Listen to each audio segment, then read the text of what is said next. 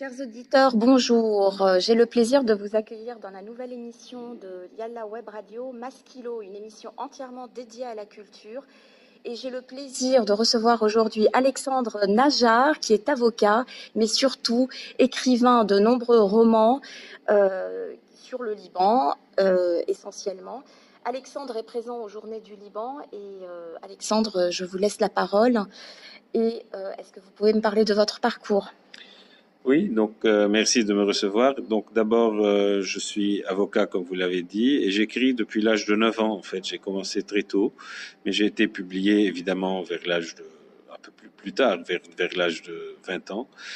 J'ai une trentaine d'ouvrages, dont une biographie de Gibran Khalil Gibran, le roman de Beyrouth, l'école de la guerre, le dictionnaire amoureux du Liban, donc plusieurs ouvrages. Certains sont traduits dans plusieurs langues.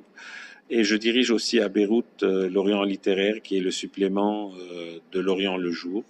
Et ça fait une douzaine d'années qu'il paraît. Donc c'est je pense, un bon trait d'union entre Orient et Occident, puisqu'il parle de la littérature arabophone, mais aussi dit de la littérature francophone, des parutions dans le monde arabe et des parutions littéraires en France. Voilà. Et donc là, j'étais aux Journées du Liban pour parler de mon dernier livre qui s'intitule Mimosa, qui est paru il y a quelques semaines.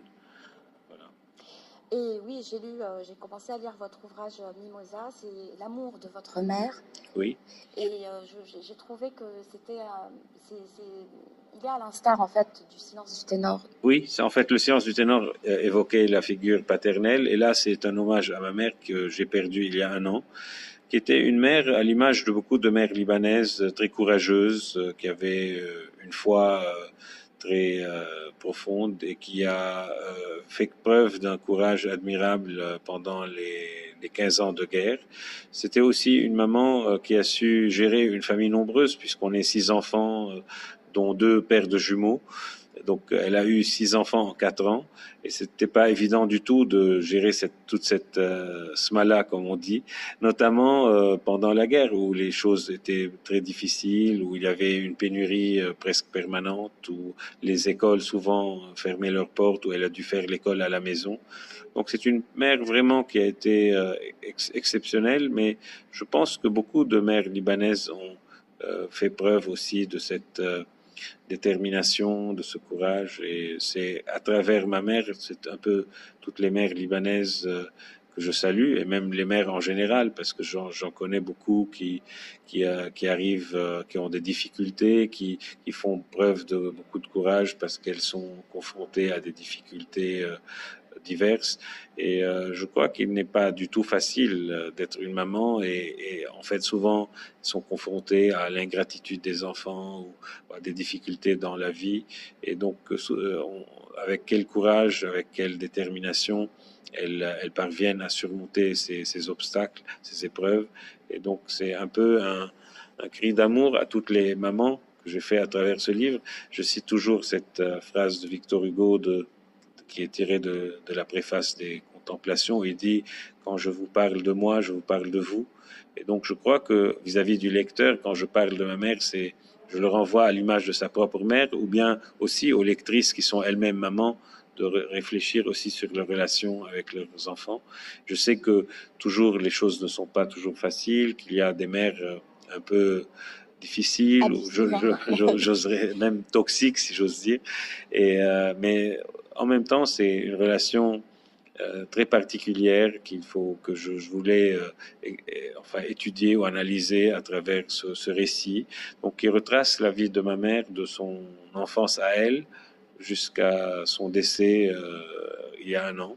Et donc c'est un livre émaillé d'épisodes à la fois drôles, parce que c'est souvent la vie de 6 enfants dans une famille comme ça. On a vraiment des épisodes vraiment absurdes ou très comiques, et puis des moments plus émouvants, plus tristes, plus poignants. Donc c'est un mélange de ces deux. Justement, moi, il y a un passage qui m'a beaucoup marqué, c'est cette fuite sous les bombes avec. Alors, elle prend la voiture parce que votre père n'a pas le permis de conduire, elle met toute la smala Oui. dans la voiture. Donc, c'est un moment qui m'a beaucoup frappé Oui, c'est dans le vrai. livre. Il y a C'est un 4-5 moment moments comme ça. Oui, oui. poignant Oui. dans votre ouvrage. Ça Oui. m'a assez marqué. Je Oui, il y trouve a que. 4-5 moments comme ça où elle a fait preuve d'un courage, d'une audace incroyable. Elle ne reculait jamais. Elle avait toujours cette foi en elle qui lui donnait beaucoup de détermination. Et donc je raconte ça évidemment dans le livre. Et évidemment, elle a fait des études de droit. Elle était destinée à être magistrate. Oui, mais quand elle a eu les 6 enfants, C'était évidemment difficile. c'était difficile de gérer 6 enfants et d'être avocat, enfin magistrat. Bien entendu, bien entendu. Et c'est un hommage, comme vous l'avez dit, à toutes les mères libanaises. Vous avez un amour fondamental pour le Liban. Vous écrivez avec une plume très facile dans la langue française, dans la langue de Molière. Le Liban est un pays francophone, francophile. Et vous, alors, vous écrivez essentiellement en français. Oui, j'ai choisi cette langue parce que d'abord c'est une langue dont je suis tombé amoureux, comme on tombe amoureux d'une femme. C'est une femme séduisante mais un peu difficile parce il y a tous les pièges de la langue française. Donc, enfin pas difficile mais capricieuse, disons. Ce n'est pas une langue difficile. Il y a des langues beaucoup plus difficiles que le français, mais c'est une langue capricieuse parce qu'il y a toujours des pièges qu'il faut essayer de contourner. Mais c'est ce qui la rend encore plus attrayante, c'est que ce n'est pas, elle n'est pas trop facile enfin, bien l'apprivoiser. Et donc, cette langue m'a toujours bercé. Ça a été, j'ai beaucoup lu en français, notamment pendant la guerre. Et donc, c'est une langue aussi qui est très symbolique, puisque c'est une langue qui a toujours été imprégnée de liberté, non seulement en raison de la Révolution française, mais aussi quand on pense à tous les écrivains français qui ont milité pour la liberté, de Voltaire à Rousseau, à Montesquieu, à Camus, à Sartre. Donc je crois qu'elle a une histoire aussi très marquée au niveau de la défense des libertés. Et c'est quelque chose c'est une chose à laquelle je suis très sensible, vivant surtout dans un monde arabe où souvent hélas, les libertés sont foulées aux pieds. Donc, je crois que aussi, pour moi, c'est très symbolique. Et je crois aussi, c'est la langue française qui fait partie quand même de la culture libanaise, puisqu'elle existait avant le mandat français grâce aux missions religieuses et qu'elle est restée après le mandat. Cela signifie que c'est une langue aussi qui fait partie de notre patrimoine culturel. Je crois aussi que c'est une bonne passerelle entre l'Orient et l'Occident. Elle permet aux écrivains libanais de transmettre leurs idées dans une langue que l'Occident comprend. Donc, de rendre plus accessible quand j'écris sur Gibran, quand j'écris sur le Liban, quand j'écris sur Beyrouth, sur les Phéniciens, j'exprime un peu mes idées, je les transmets dans une langue qui est accessible au monde francophone. Et donc, ça permet d'instaurer un dialogue beaucoup plus facilement. Cela dit, j'adore la langue arabe. En tant qu'avocat, j'écris en arabe et je lis beaucoup d'écrivains arabes. Justement, comment avez-vous le temps d'allier les deux? Parce que moi-même, je suis avocate. J'ai beaucoup de difficultés, mais j'y arrive.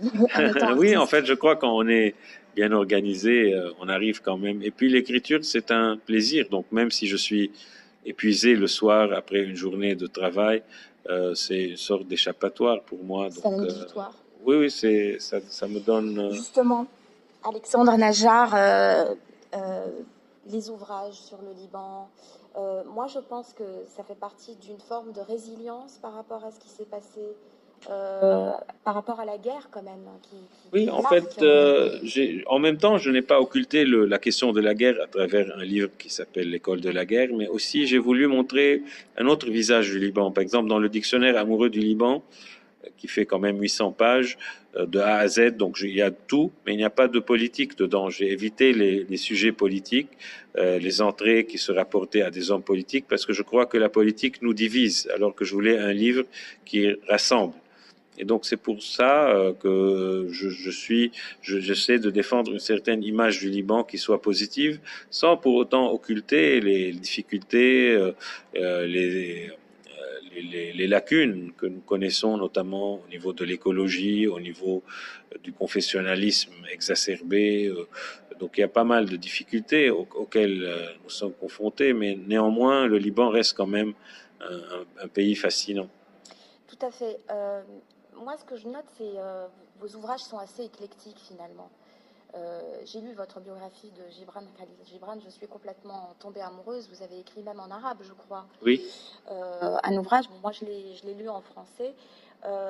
Vous avez une plume facile, accessible à tous. Et oui, moi je pense cette façon d'écrire, c'est en même temps qu'elle se soit une écriture rigoureuse, mais qui soit accessible au plus grand nombre, parce qu'en fait, l'essentiel, c'est de transmettre le message au plus grand nombre de lecteurs, mais en même temps que ce soit dans une langue soignée, bien sûr.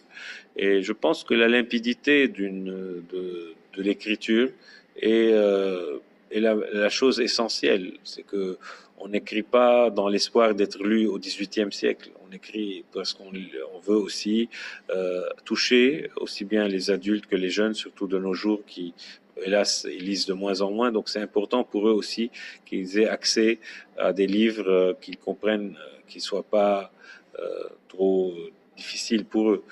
Cela dit, donc dans certains livres comme Le procureur de l'Empire, qui raconte le censeur qui a voulu interdire les fleurs du mal et Madame Bovary, donc c'est un essai un peu littéraire.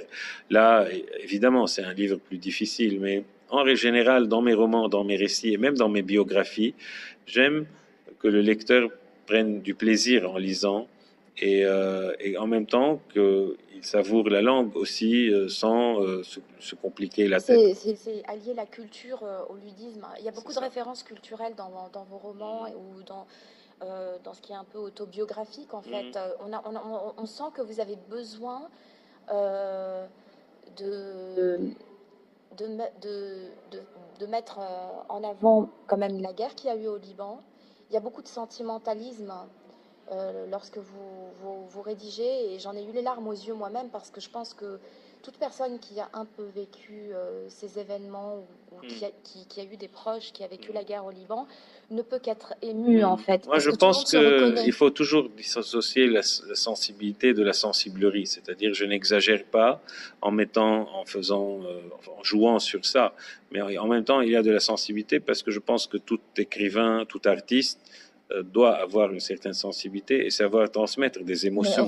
Et le lecteur a besoin aussi, quand il lit, de pouvoir partager des émotions en revenant sur sa propre expérience, par exemple, en confrontant son expérience à celle de l'écrivain. Donc c'est un peu ce mélange que j'essaie de faire, tout en évitant à tout prix de verser dans le mélo, dans la sensibilité. Ah non, non, ça n'a rien à voir. C'est vraiment, vous faites un travail d'écrivain tout à fait formidable. Mais j'ai trouvé que c'était très subtil, justement. J'ai trouvé que c'était très, très subtil. Et justement, je vous rends hommage pour ça. Pour clore, alors, Alexandre Najjar, est-ce que vous voulez nous faire une petite lecture d'un extrait de Mimosa que vous préférez? C'est un peu vers pour que j'explique pourquoi elle s'appelle Mimosa. Pourquoi je l'ai surnommée comme ça. Donc, dans le langage des fleurs, le mimosa exprime la sécurité, l'amour inconditionnel, la sensibilité et la délicatesse. Symbole de l'or et du soleil, il est, en raison de la dureté de son bois, l'image de la vie triomphante et de la victoire sur les forces du mal. Décidément, ce surnom te va si bien. En tout cas, merci beaucoup d'avoir accepté mon interview dans Maskilo, et j'espère en faire de nombreux autres dans le futur. Vous êtes toujours le bienvenu. Merci encore, Alexandre Najjar. Merci.